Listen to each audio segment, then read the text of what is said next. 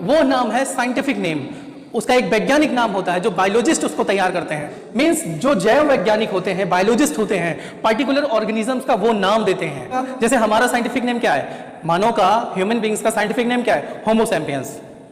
मेंढक का राना डिग्रीना, कबूतर कोलम्बा लिविया, चमगादड़ पेट्रोपस जाइजेंटियस, सांप का नाजा नाजा, मटर का जो ये गार्डन पी होती है जो हम लोग मटर खाते हैं, पाइसम सा टाइपम, है ना, सरसों का, मस्टर्ड का, ब्रेसिका कंप्रेस्टिस, आम का मैंडीफेरा इंडिका, गेहूं का ट्रिटिकम एस्टिवम। तो ये जो नाम है ये साइंटिफिक नेम है, इसको कौन देता है, बायोलॉजिस्ट। नॉमेनक्लेचर में आप देखोगे सभी जितने भी स्पीसीज हैं, जितने भी ऑर्गेनिज्म है, सबके दो नाम होंगे, बायोनामियल होगा, ठीक है। पहला नाम जेनरिक होगा, दूसरा स्पीसीज का होगा। मींस ये बैक्टीरियल इन्फेक्शन है और ये इन्फेक्शन इस डिजीजेज है, कम्युनिकेबल डिजीज है। कौन, टाइफाइड फीवर। टाइफाइड फीवर जो होता है वो एक बैक्टीरिया होता है, साल्मोनेला टाइफोसा। फिर से सुनिएगा, साल्मोनेला टाइफोसा से टाइफाइड बीमारी होती है। ब्रिडॉल टेस्ट को क्लियर किया जाता है कि एक्चुअली में टाइफाइड है या नहीं है, फिर उस हिसाब से मेडिसिन चलाई जाती है, ओके, एंटीबायोटिक्स चलाई जाती हैं। बट अभी हम देख रहे हैं केवल नाम कि बैक्टीरिया से कौन कौन सी बीमारियां होती हैं। तो फर्स्ट ऑफ ऑल हमने देखा टाइफाइड फीवर। मींस अगर हम इस तरह से आपको टीच कर पा रहे हैं, पढ़ा पा रहे हैं, मैं बोल पा रहा हूं, या इस तरह से चल पा रहा हूं या लिख पा रहा हूं, तो इसमें हमारे ऑर्गन, बॉडी ऑर्गन का यूटिलाइज हो रहा है, हम उसका यूज कर रहे हैं। बॉडी ऑर्गन में क्या है, टिश्यूज है, टिश्यू में क्या है, सेल है, सेल में क्या है, कंपाउंड है, कंपाउंड में क्या है, एटम्स है, एटम्स में क्या है, प्रोटॉन, इलेक्ट्रॉन और न्यूट्रॉन है। अब हम फिर से सीरियल में आते हैं, स्टार्टिंग से इलेक्ट्रॉन, प्रोटॉन, न्यूट्रॉन, उससे बनेगा एटम, एटम से बनेंगे कंपाउंड्स, कंपाउंड से फिर सेल बनेंगे, सेल से टिश्यूज, टिश्यूज से ऑर्गन, ऑर्गन से ऑर्गन सिस्टम, फिर ऑर्गन सिस्टम से बॉडी मेंटेन होगी। सेल में क्या होता है, प्रोटोप्लाज्म। डुजार्डिन ने इसको डिस्कवर किया था, हाँ, पुरकिंजन ने इसके बारे में बताया था, इसके इंपॉर्टेंस को। और according to Huxley, protoplasm is physical base of life. ये है तो सेल अलाइव है, ये नहीं है तो सेल डेड है। द सेल ऑर्गेनेल्स, और सेल में क्या होता है, प्रोटोप्लाज्म में सेल ऑर्गेनेल होते हैं। सेल ऑर्गेनेल आपने पढ़ा हुआ है, यहां भी पढ़ोगे, बॉटनी में, mitochondria, lysosome, Golgi body, endoplasmic reticulum, ribosome, microsome, ये सभी क्या है, ये सेल ऑर्गेनेल्स है जो सेल में होते हैं प्रोटोप्लाज्म में, which perform several activities. Next topic is heart. You know heart is a muscular pump. आपको पता है ना, हार्ट हमारे बाईं साइड में, लेफ्ट साइड में थोरैकिक पोर्शन में होता है, दोनों लंग्स के बीच में होता है। हार्ट की जो लेंथ होती है वो 12 सेंटीमीटर होती है, 12 सेंटीमीटर। यू नो, ब्रेथ उसकी जो होती है वो 9 सेंटीमीटर होती है। हार्ट का जो ब्रेथ होता है वो 9 सेंटीमीटर, एंड उसकी जो अधिकतम मोटाई आप देख पाओगे वो 6 सेंटीमीटर होता है, मीन्स 6 सेंटीमीटर। तो ये रेशियो आप याद रखिएगा, उसकी length, heart of the length 12 centimetre, breadth 9 centimetre, और जो अधिकतम मोटाई उसकी होती है वो होती है 6 सेंटीमीटर। हार्ट का वेट 340 ग्राम, 270 to 340 ग्राम का होता है हार्ट को जब हम पढ़ते हैं तो वो बायो की एक ब्रांच है, कार्डियोलॉजी। कार्डियोलॉजी में हम हार्ट से संबंधित बातों को पढ़ेंगे, means heart structure, internal structure, external structure, function of the heart, ये सब चीजें हम कार्डियोलॉजी में पढ़ते हैं। ओके, देखिए यहां पे एक पॉइंट आपको मिला, क्या, which connected artery to veins, means ये आर्टरी को वेन्स से जोड़ने का काम कौन करता है, ये कैपिलरीज। ये जो एरिया आप देख पा रहे हो ये कैपिलरीज का एरिया है। अगर ये कैपिलरीज ना होते तो आर्टरी अलग होता, वेन्स अलग होता, लेकिन आर्टरी और वेन्स को मिलाने का काम ये कैपिलरीज ही कर रही हैं। तो ये इस एरिया को हम इसका नाम क्या दे देंगे, इसका नाम हो जाएगा कैपिलरीज। तो यही है ये कैपिलरीज। और कैपिलरीज में क्या होता है, एक्सचेंज होता है सब्सटेंस का, है ना। जैसे यहाँ पे सेल से ये देखिए ऑक्सीजनेटेड ब्लड मींस ऑक्सीजन को लेके जा रहा है, यहाँ के सेल को क्या करेगा, ऑक्सीजन दे देगा, और यहाँ के सेल के कार्बन डाइऑक्साइड को वापस ले करके फिर आगे को बढ़ जाएगा, फिर ये CO2 वाला ब्लड हार्ट में पहुंच के लंग्स में पहुंचा दिया जाएगा। मींस लाया तो था क्या, बॉडी ऑर्गन में लाया गया था ब्लड वेसल से ऑक्सीजन और ले जाया गया कार्बन डाइऑक्साइड। मींस बॉडी में ब्लड जो है वो इम्प्योर हो जाता है, मींस डीऑक्सीजनेटेड ब्लड में कन्वर्ट हो जाता है। सो कैपिलरीज के बारे में, the exchange of various material, the exchange of skeleton is divided into 2 main parts, exoskeleton and endoskeleton. Endoskeleton में आपको बोन और कार्टिलेज पढ़ना है। एंडोस्केलेटन जो हमारे बॉडी के अंदर होता है, bone, cartilage, it's a type of skeletal connective tissue. So come to the point, the skeletal all supporting tissue. You know, skeletal hard substance है जो हमारे पूरे बॉडी में बोन्स हैं। हमारे बॉडी में 206 बोन्स हैं, ये आप जानते हो।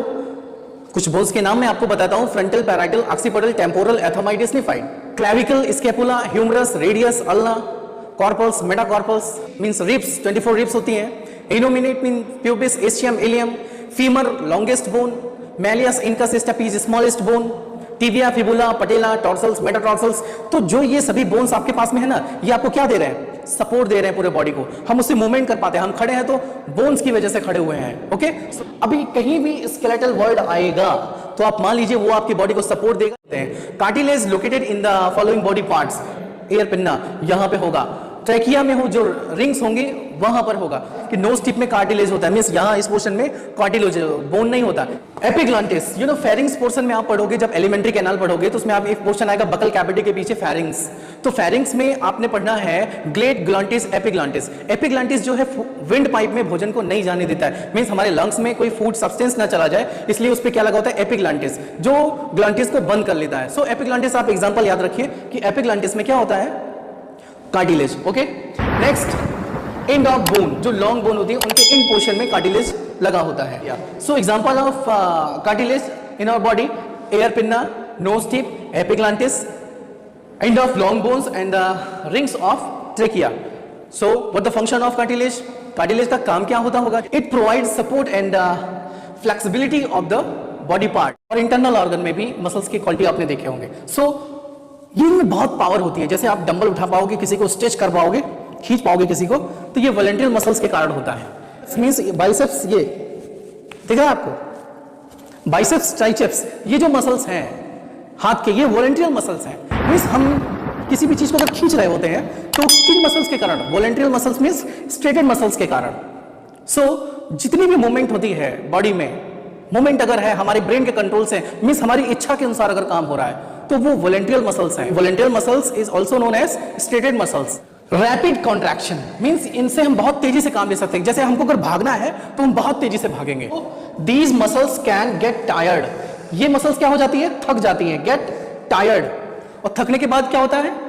ये खत्म नहीं होंगी, इनको रेस्ट की जरूरत होगी, means and may need rest, इनको आराम की जरूरत होती है, और आराम करने के बाद ये फिर से काम कर सकते हैं। ब्लड ने जो प्रेशर दिया है ब्लड वेसल्स पे, वही है बीपी, और जब वो हार्ट बीट करता है मींस ब्लड को फ्लो कराता है, मतलब एकदम से ट्यूबवेल की तरह फ्लो नहीं कराता। उसमें देखिए पहले पचकेगा फूलेगा, पचकेगा फूलेगा, ऐसा होता है ना। Contraction relaxation, contraction relaxation, systolic diastolic, systolic diastolic, means 0.3 second में सिस्टोलिक, डायस्टोलिक 0.5 सेकंड में, इस तरह से कंप्लीट होता है 0.8 सेकंड में 1 हार्ट बीट। तो 1 हार्ट बीट में एक बार वो प्रेशर से क्या करेगा? ब्लड वेसल्स में ब्लड को फ्लो कराएगा। उस समय ब्लड का जो प्रेशर होता है 120 mmHg होता है, और जब वो नॉर्मल होता है मींस हार्ट जब नॉर्मल कंडीशन में होता है 0.5 सेकंड में, तो उस समय 80 mmHg होता है। mmHg, यू नो Hg, ये इंडिकेशन के लिए होता है। Hg means hydrargyrum, means mercury, mercury का सिंबल है Hg। इसी के सापेक्ष हम देखते हैं बीपी को। सो बीपी क्या हो जाएगा? 120/80, 120/80 mmHg में। एंड बर्ड, ये देखिए यहां पे क्या लिखा गया? The animals such as mammals and birds, birds में जितनी भी बर्ड्स हैं, you know 8600 types of species हैं बर्ड्स की, है इंडिया में 1200 स्पीसीज हैं, जिसमें 300 क्या है? माइग्रेट बर्ड है, 900 हमारे यहां ही रहते हैं permanent. So come to the point, जितनी भी बर्ड्स हैं, एवीज मतलब बर्ड्स का ग्रुप है, हम बर्ड्स को ऑर्निथोलॉजी में पढ़ते हैं। यू नो ऑर्निथोलॉजी एक ऐसा ब्रांच है जूलॉजी का जिसमें हम केवल बर्ड की स्टडी करते हैं। हमारे इंडिया के जो ऑर्निथोलॉजिस्ट डॉक्टर सलीम अली, इन्होंने ऑर्निथोलॉजी पे बुक लिखा हुआ है। Okay, so come to the, कुल मिला के कहने का मतलब यही है कि जितने भी जीवधारी हैं, छोटे हों, एक कोश की जीव हो, बहुकोश की जीव हो, प्रोकैरियोटिक का बना हो या यूकैरियोटिक का बना हो, सभी जीवधारियों को 5 जगत में विभक्त कर दिया गया है। कौन कौन से? प्रोटिस्टा जगत, मोनेरा जगत, कवक जगत, पादप जगत और जंतु जगत, 5 जगत हैं। ठीक है, means organisms are divided into 5 main kingdoms. First is monera kingdom, second is protista kingdom, third one is fungi kingdom, fourth is plantic kingdom and the last one is animalia kingdom। ठीक है ना? 5 जगत में सभी जीवधारियों को विभक्त किया गया है अकॉर्डिंग टू विकेटर 1969। 1969 में विकेटर ने जीवधारियों को 5 जगत में विभक्त कर दिया था। उनका नाम आपने देखा, मोनेरा, प्रोटिस्टा, कवक, पादप, जंतु जगत। 5 जगत यही हैं। जो आगे का जो जगत है जंतु जगत, ये प्रकाश संश्लेषण नहीं कर पाते, अपना भोजन स्वयं नहीं बना पाते। कौन? जंतु, क्योंकि जंतु जगत में केवल हम जंतुओं का अध्ययन करेंगे, केवल जानवरों का अध्ययन करेंगे, ठीक है ना। तो यहाँ के जो सेल होते हैं, यहाँ की जो कोशिका होती है, उसमें पर्णहरिम नहीं होता, मतलब उसमें लवक नहीं पाया जाता जंतु कोशिका में। जंतु जैसे हम लोग के जो कोशिकाएं जिससे हम बने हुए हैं, हमारी कोशिकाओं में पर्णहरिम नहीं है, क्लोरोफिल नहीं है। अगर होता तो हम धूप में खड़े होकर के फोटोसिंथेसिस मतलब प्रकाश संश्लेषण करते और हमारे अंदर फूड खुद प्रिपेयर हो जाता, लेकिन ऐसा नहीं होता है। हम पौधों पे निर्भर करते हैं भोजन के लिए। ओके, तो जंतु जगत में हम क्या पढ़ेंगे? जंतुओं को पढ़ेंगे। बहुकोशिकीय जीव होते हैं, परपोषी होते हैं। क्या होते हैं? परपोषी, परपोषी होते हैं। ये होता है, क्या होता है? एक यहाँ लिख देते हैं पर्णहरिम, पर्णहरिम। पर्णहरिम मतलब क्लोरोफिल, याद रखिएगा, क्लोरोफिल। क्लोरोफिल की वजह से ये प्रकाश संश्लेषण करते हैं और अपना भोजन स्वयं बना लेते हैं। इनको स्वपोषी बोला जाता है। क्या बोला जाता है? स्वपोषी। स्वपोषी क्यों बोला जाता है? क्योंकि ये अपना भोजन स्वयं बना लेते हैं, खुद बना लेते हैं। इनमें फोटोसिंथेसिस होता है। 0.3 सेकेंड में सिस्टोलिक होगा और 0.5 सेकेंड में क्या होगा? डायस्टोलिक होगा, यानी 0.8 सेकेंड में एक हार्टबीट कंप्लीट होगी। उस हार्टबीट में क्या करता है? ये वेन्स से डीऑक्सीजनेटेड ब्लड को लेगा और आर्टरी के थ्रू पूरे बॉडी में ऑक्सीजनेटेड ब्लड को भेजेगा। यही काम होता है हार्ट का। So heart is a muscular pump जो कार्डियक मसल्स का बना हुआ है। और मैं आपको बताता हूं, हार्ट का जो ये वाला पार्ट आप देख पा रहे होंगे, ये वाला ये जो खाली ये मसल्स है यहाँ पे, कार्डियक मसल्स, और इसमें ये दो आपको वॉल दिखाई पड़ रहा होगा। इन दोनों के बीच में एक फ्लूइड भरा होता है, पेरिकार्डियम लिक्विड। ये क्या करता है? हार्ट को बाहर के जल से, मिस धक्कों से बचाता है, pericardium liquid. Okay, so come to the point. Heart का फंक्शन हमने देख लिया, हार्ट के 4 चैम्बर्ड हैं। कि अब आपको ये पता चल गया होगा कि हार्ट के राइट साइड में इम्प्योर ब्लड होगा, हार्ट के लेफ्ट साइड में प्योर ब्लड होगा। ये हेल्थ क्या होता है? अकॉर्डिंग टू WHO ने एक क्राइटेरिया बनाया हुआ है कि स्वस्थ हम उसी आदमी को कहेंगे, उसी व्यक्ति को कहेंगे जो एक्चुअली में स्वस्थ है, जो एक्चुअली में हेल्दी है। हेल्दी कौन है? जो मेंटली प्रिपेयर है ढंग से, उसका मेंटल पेशेंट नहीं है। जो फिजिकली प्रिपेयर है, कोई फिजिकली पेशेंट नहीं है। सोशल भी प्रिपेयर होना चाहिए। सो mentally, physically and socially fit जो है, जो सही है, वही हेल्दी पर्सन है। अदरवाइज वो बीमार है, वो एक पेशेंट है। ओके, हाँ, फिजिकली अगर कोई दिख रहा है, उसका हाथ पैर आंख सब कुछ ठीक ठाक है, सब कुछ सफिशिएंट काम भी कर रहा है, बट वो मेंटली पेशेंट है, तो उसको आप स्वस्थ कहोगे? नहीं कहोगे। बट कोई अगर मेंटली फिट है, उसका मेंटल IQ लेवल बहुत स्ट्रांग है, जीनियस है, लेकिन उसके हाथ पैर कटे हुए हैं, नहीं है, या आंखों से दिखाई नहीं पड़ता है, फिर भी वो पेशेंट है। तो फिट रहने के लिए, हेल्दी रहने के लिए 3 क्राइटेरिया WHO ने बताया हुआ है। कौन सा? Physically, mentally and socially being, यानी फिट होना चाहिए, तो ही वो हेल्दी है। मतलब अगर हमारी शारीरिक, मानसिक और सामाजिक स्थिति ठीक है तो हम स्वस्थ हैं, अदरवाइज पेशेंट हैं। क्रॉनिक डिजीज, असाध्य बीमारी इसको बोलते हैं, ये ठीक नहीं होती जल्दी।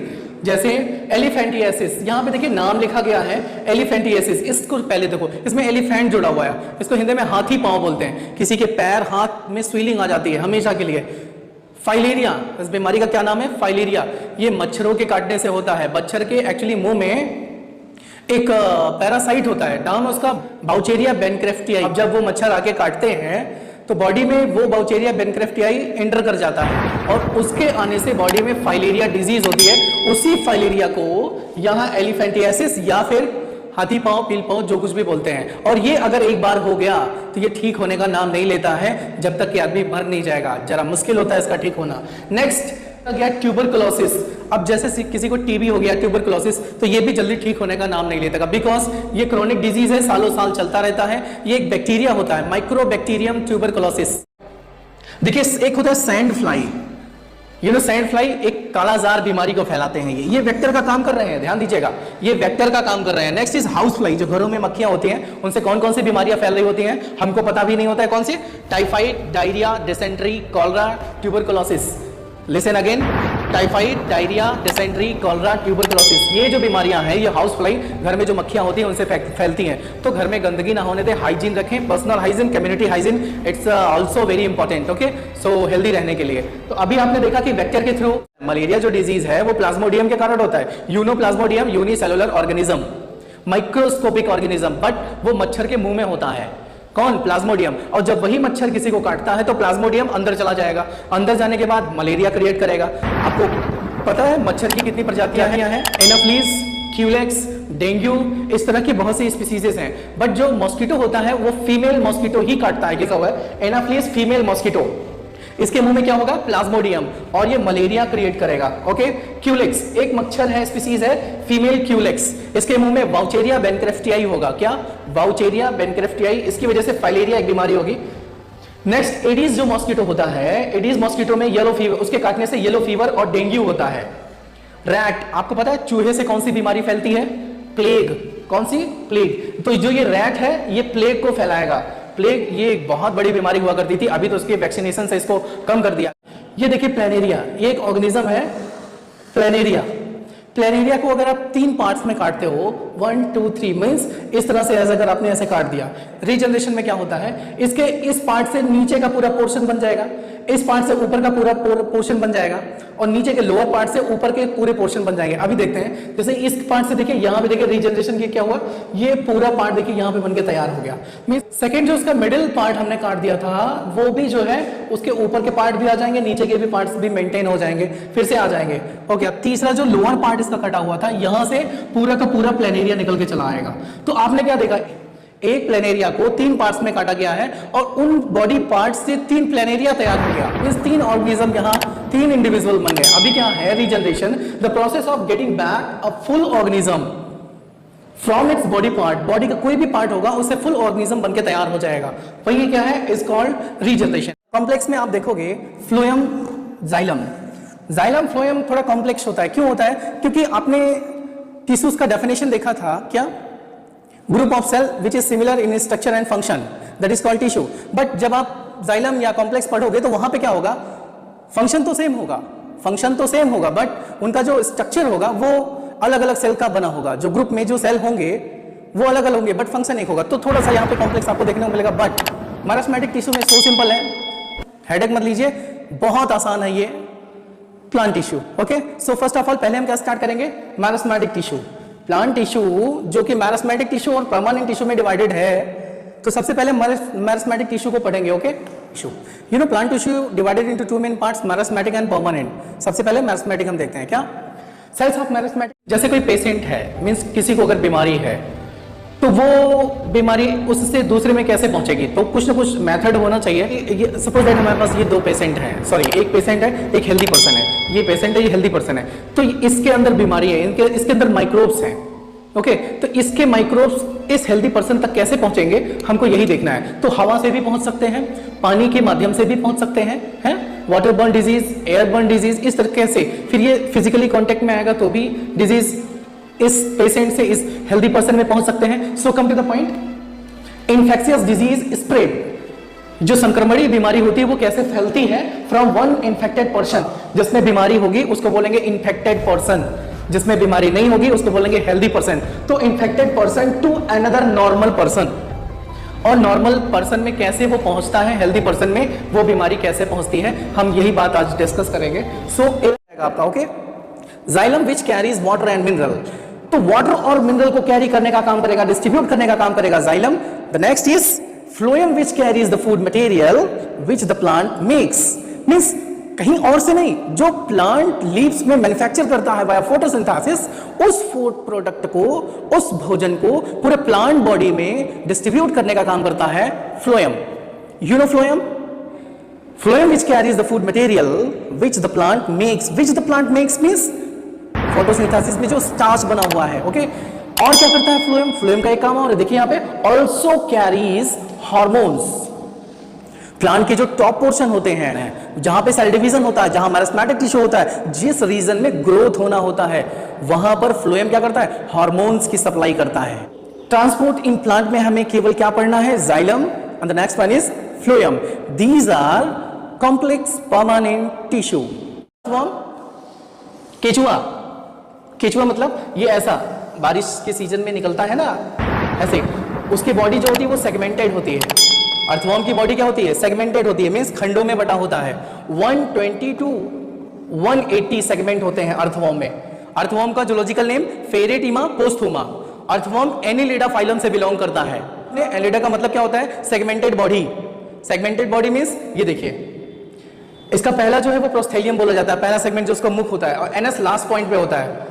तो यहाँ पे जो एक्सक्रीशन होगा, हाँ, जो अर्थवर्म होगा वो स्किन से भी वेस्ट प्रोडक्ट को बाहर निकालेगा। और अर्थवर्म में, केचुए में एक ऑर्गन है, स्पेशल ऑर्गन है, स्पेशल एक्सक्रीटरी ऑर्गन है, जिसका नाम है नेफ्रीडिया।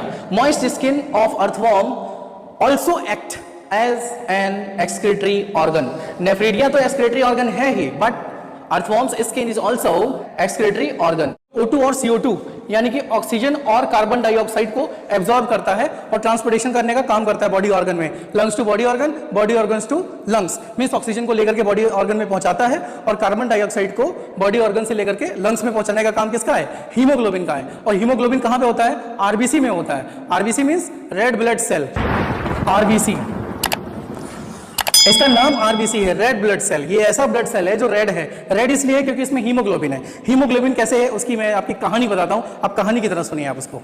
देखिए, फर्स्ट ऑफ ऑल जो हमारे बोन्स हैं, हमारे बोन मीन्स हमारी हड्डियां, जो लॉन्गेस्ट बोन है जैसे femur, humerus, tibia, fibula, radius, ulna, ये जो हमारे बोन्स हैं इनमें कैविटी होती है। मीन्स जैसे सपोज दैट ये है बोन, ये क्या है? ये एक बोन है। जब आप इस बोन को ऐसे काटोगे तो आपको ये स्ट्रक्चर दिखाई पड़ेगा। आप देख पाओगे कि बोन के अंदर क्या, you know, excretion is very important life process. इसको हम एक्सक्रीटरी सिस्टम में देखेंगे, जिसमें आपको ह्यूमन बींग्स में किडनी को पढ़ना है। Kidney is the main excretory organ of the human beings. So what is excretion? Excretion में हम बॉडी के वेस्ट प्रोडक्ट को बाहर निकालते हैं। मीन्स हमारे बॉडी में जो वेस्ट प्रोडक्ट हैं, जो टॉक्सिक सब्सटेंस हैं, एक्सक्रीटरी सब्सटेंस हैं, जिनको बाहर निकालना बहुत जरूरी है, उसको हम क्या करते हैं? बाहर निकालते हैं। और जिस बॉडी ऑर्गन से बाहर निकाला जाएगा उसको हम एक्सक्रीटरी ऑर्गन बोलेंगे।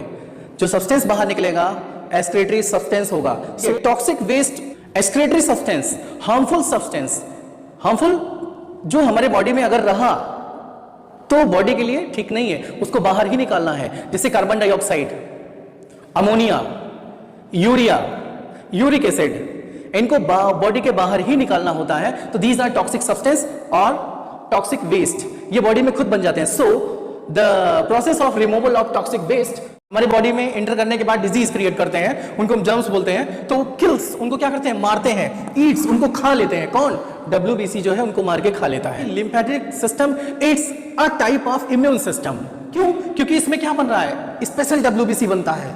और स्पेशल WBC में कौन सा? लिम्फोसाइट्स, जो वायरस को मारता है, जर्म्स को मारता है, या टॉक्सिक सब्सटेंस को मारता है, डेड सेल को बाहर करता है, खा लेता है। तो ये हमारे बॉडी में प्रोटेक्शन देता है। किससे? डिजीज से। Disease and infection. इन्फेक्शन नहीं होता है, क्या करता है? फाइटिंग, उससे लड़ता है। कौन? WBC। कहां होता है? लिम्फोसाइट कहां होता है? लिम्फ में होता है। लिम्फ कहां है? लिम्फ वेसल्स में फ्लो हो रहे होते हैं। बनता कहां पे ये है? लिम्फ नोड में। तो ये हमारे सर्कुलेटरी सिस्टम में मिल करके फ्लो होता रहता है। हार्ट पंप कर ही रहा है ब्लड में, तो ब्लड में भी मिल जाता है। ब्लड के थ्रू ये पूरी बॉडी में डिस्ट्रीब्यूट होगा और जहां इसकी जैसी जरूरत होगी वहां पहुंच के अपना ये काम करेगा। तो डबल नेगेटिव कर दीजिए, ये न्यूट्रल हो जाएगा। ओके, लेकिन अगर ट्रिपल पॉजिटिव है, 2 नेगेटिव करोगे तो ये न्यूट्रल नहीं होगा। न्यूट्रल होने के लिए जितने प्लस उतने माइनस, मतलब एसिड में उतना ही बेस मिला दीजिए, अम्ल में उतना क्षार मिला दीजिए, तो वो न्यूट्रल हो जाएगा। ओके, तो यहां पर जब एसिडिक भोजन यहां से निकल के आता है इंटेस्टाइन में, तो ये बाइल जूस एल्कलाइन है, बेस है, तो ये HCl को खत्म करता है, मतलब न्यूट्रल कर देता है। जब यहां से एसिडिक भोजन आएगा और ये इंटेस्टाइन में आएगा तो ये बाइल जूस मिल करके वो न्यूट्रल हो जाएगा। अब यहां के फूड को हम बोलेंगे काइल। ध्यान देना, इंटेस्टाइन के फूड को हम बोलते हैं CHYLE, काइल। तो ध्यान देना, हमने क्या क्या बताया? स्टमक में जो फूड है उसको काइम, स्मॉल इंटेस्टाइन के फूड को काइल, बकल कैविटी के फूड को बोलस।